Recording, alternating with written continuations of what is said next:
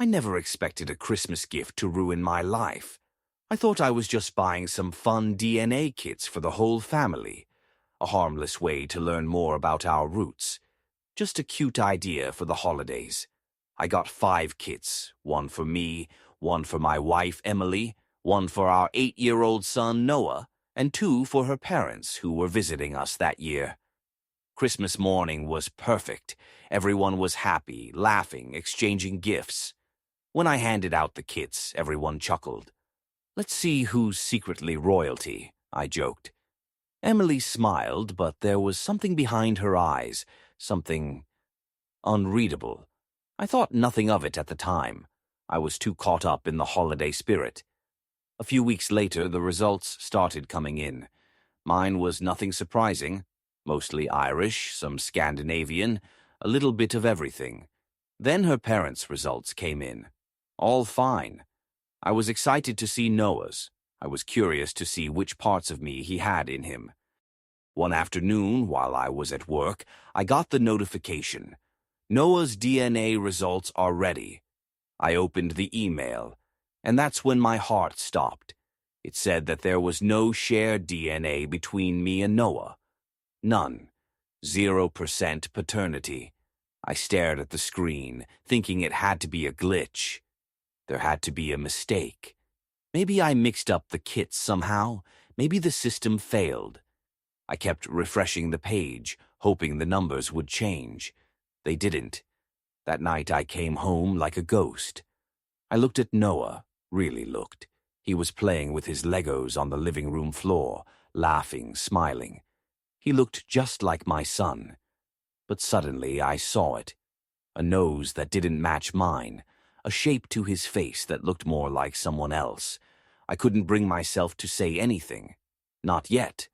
I needed confirmation. So I ordered a private paternity test. Just me and Noah. I told Emily it was for school paperwork. She believed me. The wait was torture. Every day I woke up feeling sick. I replayed memories in my head. The day he was born. The first time he called me Daddy. The way Emily looked at me back then. Was it all fake? 2 weeks later, the results arrived in the mail. I opened the envelope with shaking hands. Probability of paternity. 0. I sat in my car in the driveway for over an hour, staring at the page.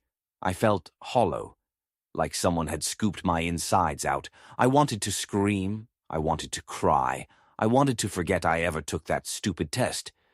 But I couldn't.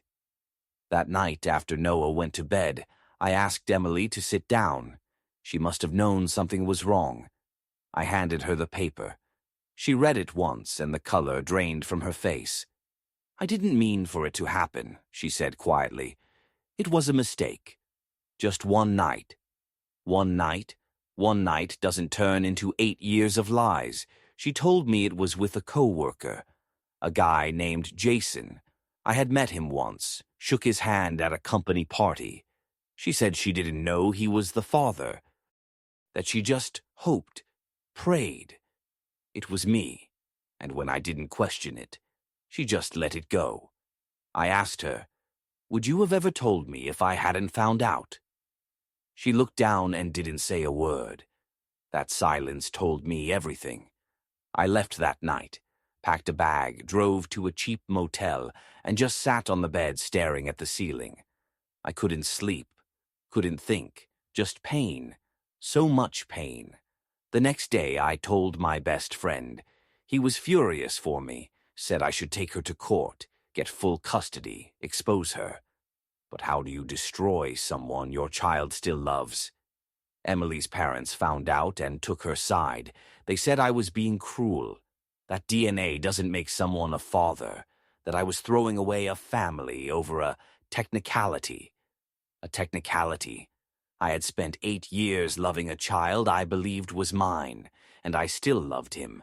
But how could I raise him in a house built on lies? Weeks passed, therapy sessions, legal consultations, long sleepless nights. And in the end, I made a decision. I filed for divorce, but I also filed for shared custody. Because even if he's not mine by blood, he's my son in every other way. I raised him. I taught him how to ride a bike. I held him when he cried. I cheered for him at soccer games. I love him. That will never change. It wasn't easy. Emily fought back. The courts didn't know what to do with a case like mine. But eventually I got what I asked for, shared custody.